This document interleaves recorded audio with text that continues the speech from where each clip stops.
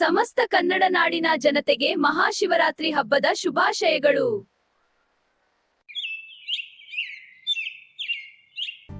Like and subscribe my channel. Click the like button and subscribe. Don't forget to turn on notifications. Shiva Shiva, ಎಂತ ಬಿಸಿಲಪ್ಪ, ಎಂತ ಬಿಸಿಲು ನಮ್ಮಪ್ಪ ಶಿವಪ್ಪ. ಲೇ ಗಿಡ್ವೋತ್ ಮರಿ, ಇವಾಗ ಬಿಸಿಲಲ್ವೇನೆ? ಶಿವರಾತ್ರಿಗೆ ಎಲ್ಲಾನು ಶಿವ ಶಿವ ಅನ್ನುವಷ್ಟು ಬಿಸಿಲಿರುತ್ತೆ ಅಂತ ಗೊತ್ತಿಲ್ವೇನೆ ನಿಂಗೆ? ಹೌದ್ರಿ ಅಂತೀರ, ಶಿವ ಶಿವ ಅನ್ನುವಷ್ಟು ಬಿಸಿಲಿರುತ್ತೆ ಈ ಟೈಮ್ನಾಗ? ಹೌದು ನನ್ನ ಮುದ್ದು ಸಸಿ, ಈ ಫೆಬ್ರವರಿ ತಿಂಗಳಲ್ಲಿ ಬಿಸಿಲು ಎಷ್ಟಿರ್ತೈತೆ ನೋಡು. ಶಿವ ಶಿವ ಅನ್ನುವಷ್ಟು ಬಿಸಿಲು ಕೊಡ್ತಾನಂತೆ ಆ ಶಿವಪ್ಪ. ಕುಮಾರ ಕಂಠೀರವರೇ, ಏನು ಹೀಗೆ ನೋಡ್ಕೊಂಡು ನಿಂತ್ರು? ಹೋಗ್ರು, ದೇವಸ್ಥಾನಕ್ಕೆ ಬಂದಿದ್ದೀರಾ, ಹೋಗಿ ಹೂವು ಕಾಯಿ ಹಣ್ಣುಗಳನ್ನ ತೊಗೊಂಬರೋಗಿ. ಆಯ್ತು ಪಿತಾಶ್ರೀಯವರೇ, ನಿಮ್ಮ ಆಜ್ಞೆಯನ್ನು ನಾವು ಶಿರಸಾವಹಿಸಿ ಪಾಲಿಸುತ್ತೇವೆ.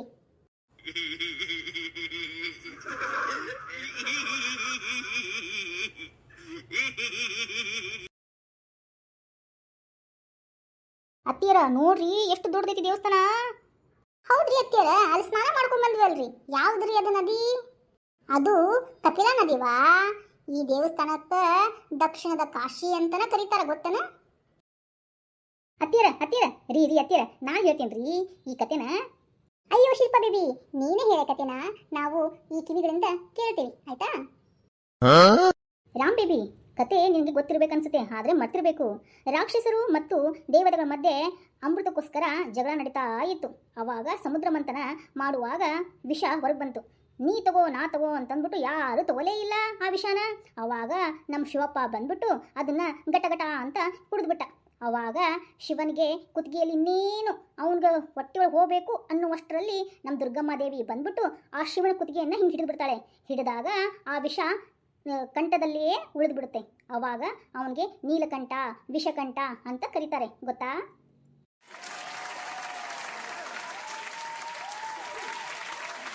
ಶಿಲ್ಪಾ ಬೇಬಿ, ನೀ ಇಷ್ಟು ಶಾಣೆ ಇದೆಯಾ? ನನಗೆ ಗೊತ್ತೇ ಇರಲಿಲ್ಲ ಕಣೆ ಬೇಬಿ. ಲೇ ಗಿಡ್ವೋತ್ ಮರಿ, ಯಾವುದೋ ಒಂದು ಹಾಡು ಐತಲ್ಲೇ, ಅದೇ ನಮ್ಮ ಸ್ಟಾರ್ ರಾಜ್ಕುಮಾರ್ ಅಂದು ಅದೇ ಕಣೆ.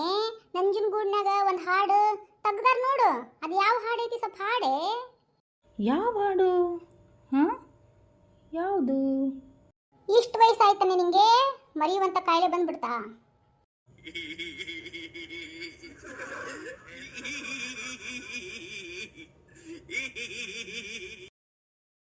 ಅತ್ತಿಯರ ರೀ ಅತ್ತಿಯರ, ನಂಗೆ ನೆನಪೈತ್ರಿ ಈ ಹಾಡು, ಹಾಡ್ತೀನಿ ಕೇಳಿಸ್ಕೊರಿ. ಶ್ರೀಕಂಠ ವಿಷಕಂಠ, ಶ್ರೀಕಂಠ ವಿಷಕಂಠ, ಲೋಕವನ್ನುಳಿಸಲು ವಿಷವನ್ನು ಕುಡಿದ ನಂಜುಂಡೇಶ್ವರನೇ, ಲೋಕವನ್ನುಳಿಸಲು ವಿಷವನ್ನು ಕುಡಿದ ನಂಜುಂಡೇಶ್ವರನೇ, ಗತಿ ನೀನೆಂದರೆ ಓಡುತ್ತ ಬರುವ ಕರುಣಾಸಾಗರನೇ, ಗತಿ ನೀನೆಂದರೆ ಓಡುತ್ತ ಬರುವ ಕರುಣಾಸಾಗರನೇ, ಶ್ರೀಕಂಠ ವಿಷಕಂಠ, ಶ್ರೀಕಂಠ ವಿಷಕಂಠ.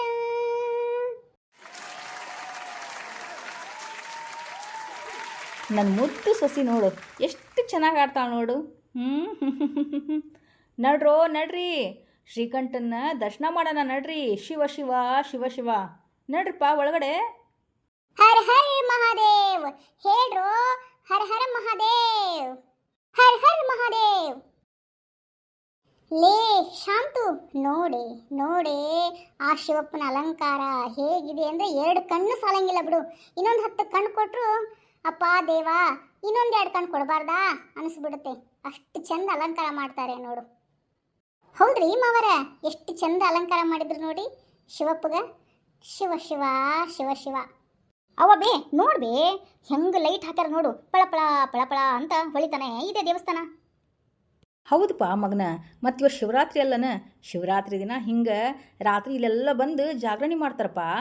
ಅದಕ್ಕೆ ಈ ಥರ ಎಲ್ಲ ಬೆಳಕೆಲ್ಲ ಮಾಡಿದಾರ.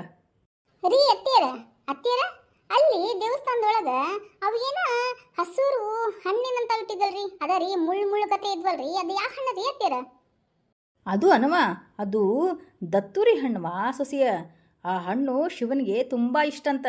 ಅದಕ್ಕೆ ಈ ಶಿವರಾತ್ರಿಯಲ್ಲಿ ಆಮೇಲೆ ಶಿವರಾತ್ರಿ ಅಂತ ಅಷ್ಟೇ ಅಲ್ಲ, ಸೋಮವಾರ ದಿನನೂ ಅಷ್ಟೇ ಶಿವನಿಗೆ ಅರ್ಪಿಸಿದ್ರೆ ತುಂಬ ಒಳ್ಳೇದಾಗುತ್ತೆ ಅಂತಾರ. ಹೌದಲ್ರಿ ಅತ್ತಿಯರ ಹಂಗಂದ್ರೆ ಆ ಹಣ್ಣು ತಿನ್ಬೇಕು ನೋಡ್ರಿ, ನಾವು ಒಮ್ಮೆ ತಿಂದಿಲ್ಲ. ಅಯ್ಯೋ ನನ್ನ ಸೊಸೆಯ ಮತ್ತೆ ಹಂಗೆ ಮಾಡಿಬಿಟ್ಟು ನೀನು. ಆ ಹಣ್ಣು ತಿನ್ನಬಾರ್ದು. ಆ ಗಿಡದೊಳಗೆ ವಿಷಕಾರಿ ಅಂಶ ಇರುತ್ತೆ. ಶಿವನಿಗೆ ಪ್ರಿಯ ಅಂತ ಅಂದ್ಕೊಂಡೇವಿ ಅಷ್ಟೇ ನಾವು. ಆದ್ರೆ ಅದನ್ನು ನಾವು ತಿನ್ನಬಾರ್ದುವಾ. ಯಾಕಂದ್ರೆ ಸಮುದ್ರ ಮಂಥನ ಸಮಯದೊಳಗೆ ಶಿವನಿಗೆ ಆಲಾಹಲ ವಿಷ ಸೇವಿಸಿದಾಗ ಆ ವಿಷದ ತಾಪವನ್ನು ತಗ್ಗಿಸಲು ದದ್ದೂರಿ ಹಣ್ಣನ್ನು ಶಿವನ ಎದೆಯಿಂದ ಬಂದಿದ್ದಂಥ ಒಂದು ಅಂಶವಾದು. ಇದನ್ನು ವಾಮನ ಪುರಾಣದಲ್ಲಿ ಹೇಳ್ಯಾರವಾ.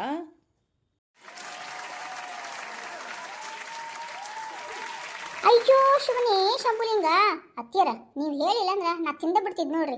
ಅವಾಗ ಹರ ಹರ ಪರಮಾತ್ಮ ಅಂದ್ಬಿಟ್ಟು ಶಿವನ ಪಾದ ಸೇರ್ಬಿಡ್ತಿದ್ನೇನ್ರಿ ಮತ್ತೆ.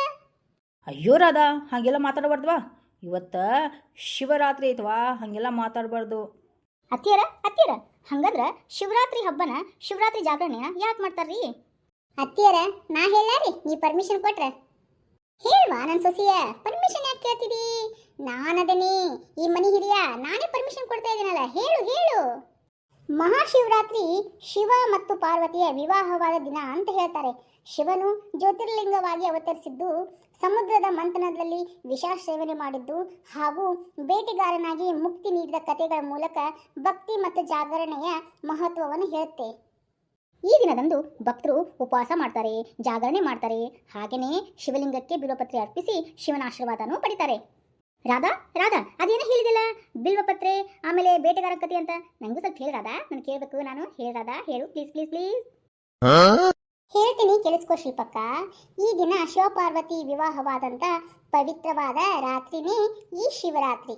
ಇದು ಅಷ್ಟೇ ಅಲ್ಲ, ಬೇಟೆಗಾರನ ಕಥೆನೂ ಇದೆ. ಹೇಳ್ತೀನಿ, ಕೇಳಿಸ್ಕೋ. ಲುಂಡಕನೆಂಬ ಬೇಟೆಗಾರ ಇದನ್ನ ಬೇಟೆ ಆಡಕ್ಕಂತ ಹೋಗ್ಬಿಟ್ಟು ಕಾಡಿನೊಳಗೆ ಸಿಕ್ಕೊಂಡ್ಬಿಟ್ಟ. ಕಾಡಿನ ಮಧ್ಯೆ ಕತ್ಲಾಗ್ಬಿಟ್ಟಿತ್ತು. ಅವಾಗ ಅಲ್ಲೊಂದು ಸಿಂಹ ಬರುತ್ತೆ. ಆ ಗಿಡದ ತೆಳಗನೆ ಸಿಂಹ ಕಾಯ್ತಾ ಇರುತ್ತೆ. ಆದರೆ ಈ ಬೇಟೆಗಾರ ಆ ಸಿಂಹ ನೋಡ್ಬಿಟ್ಟು ಗಿಡನ ಹತ್ಬಿಟ್ಟು ಕುತ್ಕೊಂಡ್ಬಿಡ್ತಾನೆ. ಆಮೇಲೆ ಏನು ಮಾಡೋದಪ್ಪ, ನಾನು ಈ ಸಿಂಹ ಹೋಗೋ ತನಕ ಕಾಯ್ಬೇಕಲ್ಲ ಅಂದ್ಬಿಟ್ಟು ಅಲ್ಲೇ ಕುತ್ಕೊಂಡು ಆ ಗಿಡದ ಎಲೆಗಳನ್ನು ಕೆಳಗಡೆ ಹಿಂಗೆ ಬಿಸಾಕ್ತಾ ಇರ್ತಾನೆ. 1 2 ಅನ್ಕೊಂತ ಹಂಗೆ ಸುಮ್ಮನೆ ಬಿಸಾಕ್ತಾ ಇರ್ತಾನೆ. ಆದರೆ ಅವ್ನಿಗೆ ಗೊತ್ತಿರಲ್ಲ ಆ ಗಿಡ ಬಿಲ್ವಪತ್ರೆ ಗಿಡ ಅಂತ. ಆಮೇಲೆ ಅಲ್ಲಿ ಕೆಳಗಡೆ ಬೀಳ್ತಾವಲ್ಲ, ಅಲ್ಲಿ ಶಿವಲಿಂಗ ಇರುತ್ತೆ. ಆ ಶಿವಲಿಂಗದ ಮೇಲೆ ಆ ಬಿಲ್ವಪತ್ರೆ ಎಲೆಗಳು ಬೀಳ್ತಾ ಇರ್ತವೆ. ಅದಕ್ಕೋಸ್ಕರ ಈ ದಿನನ ಶಿವರಾತ್ರಿ, ಆಮೇಲೆ ಬಿಲ್ವಪತ್ರೆಯನ್ನು ಶಿವನಿಗೆ ಅರ್ಪಿಸಿದ್ರೆ ತುಂಬ ಒಳ್ಳೆಯದು ಅಂತ ಇದ್ರ ಕತೆ ಕಣೆ. ಅಂದ್ರೆ ಏನು ರಾಧಾ, ಬೆಳಗಂತನೂ ಹಾಗೆ ಇದ್ದ ಬೇಟೆಗಾರ? ಹೌದ್ರಿ, ಬೆಳಗ್ಗೆ ತನೂ ಹಾಗೆ ಇದ್ದ. ಆಮೇಲೆ ಆ ಸಿಂಹ ಹೋದ್ಮೇಲೆ ನೋಡ್ತಾನೆ, ಅಲ್ಲಿ ಶಿವಪ್ಪಂದು ವಿಗ್ರಹ ಇದೆ, ಅದೇ ಶಿವಲಿಂಗ ಇದೆ. ಅವಾಗ ಆಶ್ಚರ್ಯನ ಆಗ್ಬಿಡ್ತಾನೆ. ಅವಾಗ ಶಿವನ ಕೃಪೆನೂ ಕೂಡ ಅವನ ಮೇಲೆ ಆಗುತ್ತೆ. ಅದಕ್ಕೇನೆ ಈ ದಿನ ಶಿವರಾತ್ರಿ ಅನ್ನೋದು. ಹೌದಾ ರಾಧಾ? ಹಂಗಂದ್ರೆ ಮೊದಲನೇದಾಗಿ ಜಾಗರಣೆ ಮಾಡಿದ್ದು ಆ ಬೇಟೆಗಾರ ಅನ್ಸುತ್ತೆ ಅಲ್ವಾ? ಅವನು ಮೊದಲು ಮಾಡಿದ್ನೋ ಬಿಟ್ಟನೋ ಗೊತ್ತಿಲ್ಲ ಶಿಲ್ಪಕ್ಕ. ಆದರೆ ಜಾಗರಣೆ ಅಂತ ಬಂದಿದ್ದು ಮಾತ್ರ ಅವನಿಂತ್ರನೇ ಶಿವರಾತ್ರಿಯ ಜಾಗರಣೆ ಅಂತ